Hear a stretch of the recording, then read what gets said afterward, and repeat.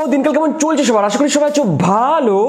তো গাইস এখন চারিদিকে হচ্ছে কি না, মানে বিয়ের সিজন লেগে গেছে। তাও নর্মাল বিয়ে নয়, দেখছি ছেলে ছেলে ধুরুম ধারুম করে বিয়ে করে নিল। আবার দেখছি মেয়ে মেয়ে ধুরুম ধারুম করে বিয়ে করে নিল। মানে হচ্ছেটা কি? ওদিকে দেখি কাঞ্চন মল্লিক আবার 3 নম্বর বিয়ে সেরে ফেললো।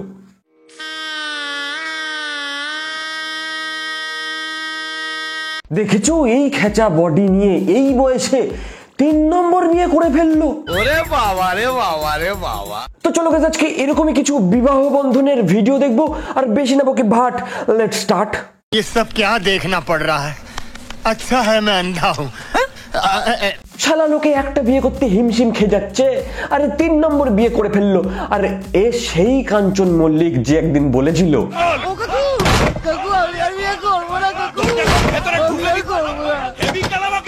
আর এখন 1 নম্বর 2 নম্বর আর এই দিয়ে হলো 3 নম্বর।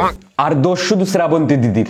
সুখী সংসার গড়ে সুখে থেকো। ভাবো একবার সালমান খানের কথা, গুড লুকস ভালো বডি নিয়েও একটা বিয়ে করতে পারলো না। আর এই খেচা এই বয়সে এসে আগের বউ বাচ্চা থুয়ে আর একখানা কোচি দেখে বিয়ে করে নিল। কালকে ঘুমোতে পারি। 27 বছরের যুবতীকে বিয়ে করেছে 56 বছর বয়সের কাঞ্চন। তার ঘরে রয়েছে 10 বছরের পুত্র সন্তান। দেখেছো আগের বইয়ের অবস্থা? আবার এনার 10 বছরের একটা ছেলেও রয়েছে। মানে কাঞ্চন মল্লিক যদি ঠিক বয়সে বিয়ে করতো না তো ওনার এইরকম বয়সে একটা মেয়ে হয়ে যেত। বাবার নতুন বিয়ের কথা শুনে কি বললো 10 বছরের এই শিশুপুত্র? কি আর বলবে, ভাগ্যবান ছেলে যে বাবার বিয়েতে গিয়ে নাচতে পারবে। আমার বাবার বিয়েতে তো আমাকে আর নেমন্তন্ন করেনি। শালা সবাই করে এক কাজ, ওইদিকে একজন একজনের বউকে নিয়ে এসে বিয়ে করে নিল, এদিকে 3 নম্বর বিয়ে করে নিল। সেই সব দিকে তোমাদের চোখ যায় না, দোষ শুধু হয় আমার শ্রাবন্তী দিদির।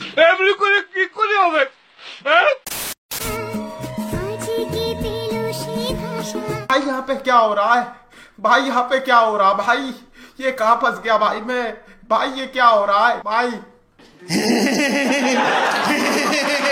দেশে কি মেয়ের সংখ্যা সত্যিই কমে গেল যে ছেলে হয়ে ছেলেকেই বিয়ে করতে হচ্ছে? যাই হোক, বিয়ে তো হয়ে গেল, এবার বাড়ি গিয়ে হিসাব করো যে বর হবে কে, বউ হবে কে, রাতের বেলা ফুলসজ্জায় করবা কি, তলোয়ার দিয়ে মারামারি নাকি?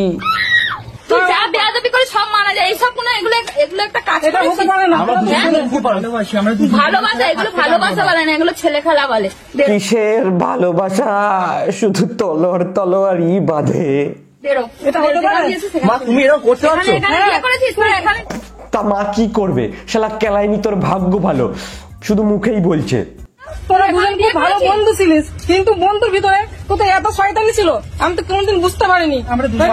না আমি কোনোদিন মেনে নিতে পারবো না। এ কেমন বন্ধুত্ব? আসলে এদের দোষ না, ছোটবেলা থেকে একটাও মেয়ে পটেনি, সারা জীবন ধরে সিঙ্গেল রয়েছি। কি করব? এদিকে মেয়ের সংখ্যাও কম, ছেলে ছেলে বিয়ে করে যে কটা মেয়ে বাঁচানো যায়, না হলে আমাদের কি হবে? তো তাই এই বন্ধুত্বের ভালোবাসাটাকে বিবাহ বন্ধনে বেঁধে ফেললো। কিন্তু প্রবলেম ওই একটাই, ফুলসজ্জার রাতে কে কার মারবে? যেখানে বিয়ে আমি করেছিস সমাজে কিভাবে মুখ দেখাবো? তোমাকে তো আমার তো চিচি করবে, সবাই তো আমাকে চিচি করবে। আমি কিভাবে মুখ দেখাবো? তোর বাবা কিভাবে মুখ দেখাবে সমাজে? এসব করেছিস? বাবা মার মুখ রেখেছিস না? তুই আমার মুখ রেখেছিস? কি বুঝবে এগুলো? একটা বোঝার কি এইগুলো যা এখান থেকে যা। শালা বিয়ে করাটা অনেক রিস্কি হয়ে যাচ্ছে। আগে কিন্তু এরকম ব্যাপারটা ছিল না, এখন যতটা চারিদিকে হচ্ছে। এখনো দেখো বাইরের কান্ট্রিগুলো হয়তো মেনে নিয়েছে, কিন্তু এখনো তো এই পরিবেশে এইসব এখনো মানাটা হয়তো সম্ভব হয়নি। মা বাবা রাস্তায় বেরোলে দেখে তো হাসবে লোকে। সলিউশন কি ভাই? তাহলে ভাই তোমরা বিয়ে করো না, এইভাবে নাটক করে বিয়ে করার দরকার নেই। একসাথে থাকতে ইচ্ছা করছে থাকো, হতেই পারে তোমার ফিলিংস আলাদা, তোমার মেয়ে দেখে হয় না, তোমার ছেলে দেখে ভালো লাগে, তো একসাথে থাকতেই পারো। সমাজ তো এখন এই ব্যাপারটাকে ওরকম ভাবে মেনে নিতে পারেনি, তো তোমাদের হয়তো খারাপ লাগবে না, লজ্জা লাগবে না, কিন্তু মা বাবার তো লাগবে। তো পপি মন্ডল বিয়ে করলো প্রতিমা বিশ্বাসকে, দুজনেই সাবালিকা মহিলা। ছেলে ছেলে দেখতে গিয়ে এদিকে মেয়ে মেয়ে বিয়ে করে নিল, হচ্ছেটা কি? শুনতে অবাক লাগলো, ঘটনাটি সত্যি। আমরা একে অপরকে দুজনকে ভালোবাসি গত 2 বছর থেকে। বাড়ির লোক এটা কোনোভাবে মানবে না, বাড়িতে মেনে নেয়নি, তাই 2 বছরের ভালোবাসা বিয়েতে পরিণত হয়ে গেল। বাড়িতে জানিয়েছিলে? হ্যাঁ বাড়িতে জানিয়েছিলাম, অনেকভাবে বুঝিয়েছিলাম, অনেক রকম বলেছিলাম যে আমরা বিয়ে না করলেও বন্ধুত্ব হিসাবে একে অপরের পাশে থাকতে চাই, আমরা কোনোদিন বিয়ে করবো না। ভালো কথা, বিয়ে না করে বন্ধুত্ব হিসেবেই পাশাপাশি থাকতে। এইভাবে ঘটা করে এবার বিয়ে করার কি দরকার ছিল কে জানে। হ্যান্টা কালীবাড়ি মন্দিরে দুই মহিলা ভালোবাসার টানে একে অপরকে মালা পরিয়ে সিঁদুর দান করিয়ে বিয়ে করেন। আর এই ঘটনার সাক্ষী হিসেবে এলাকায় অসংখ্য মানুষ ভিড় জমান। ও এখানে জামাই আর বউ চুজ হয়ে গেছে। এই দেখো, এই পাশেরটা হচ্ছে জামাই, এই পাশেরটা হচ্ছে বউ। কি জানি এরা করবে কি, ওদিকে ওরা লাঠিতে লাঠিতে ঠোকাঠুকি করবে, না হলে এ ওর নিতে যাবে, আর এরা এদিকে কি করবে কে জানে ভাই। এদের দেখে দেখে দিন দিন যেন কেমন ডিপ্রেশনে চলে যাচ্ছি। हे प्रभु हे हरि राम कृष्ण जगन्नाथ प्रेमानंदी, ये क्या हुआ? गलाव में पानी आ गया, गामछा भी खुल गया मेरा, लेंटी ये देखिए।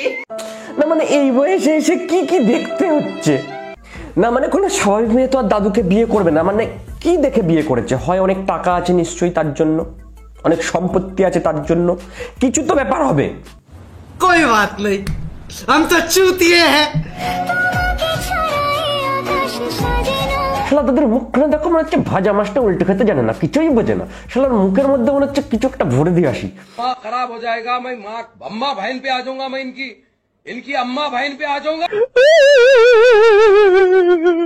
আর দাদুর এই বয়সে এত রস আসে কোথা থেকে? না মানে ওনার তো 6:30 বেজে রয়েছে নিশ্চয়ই।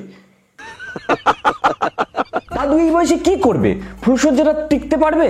ও তো হার্ট ফেল করেও মরে যেতে পারে।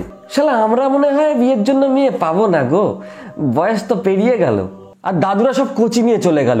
না এদের সুগার ড্যাডিও বলা যাবে না, এরা সুগার দাদু হয়ে গেছে, যখন তখন হার্ট ফেল করে উপরে চলে যেতে পারে।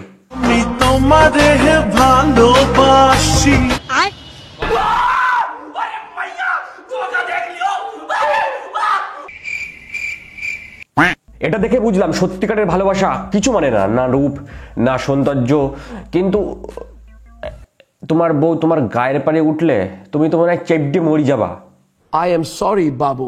আর আমি তখনই বুঝবো তুমি সত্যিকারের ভালোবাসো তোমার বউকে, যখন তুমি বউকে কোলে তুলতে পারবে।